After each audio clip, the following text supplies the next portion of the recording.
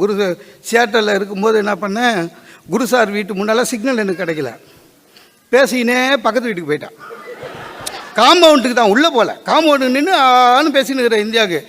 குரு sir அலறி வந்தார் வெளியில்.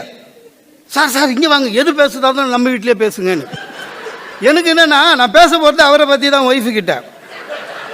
இவர் எதிர்க்க எப்படி, ஏன் சார்? இல்லைங்க, அவங்க வீட்டுக்கிட்ட நின்று பேசினா அவர் வந்து even E can shoot you அப்படின்னாரு. முடிஞ்சிச்சுக்காது. ஐயோ,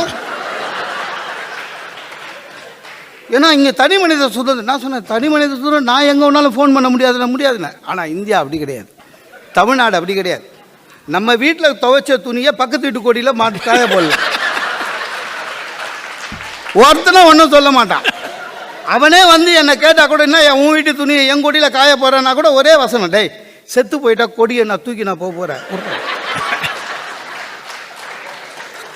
ஆக நான் திரும்பவும் சொல்லுகிறேன், அமெரிக்க வாழ்க்கையை நான் கேலி செய்யவில்லை.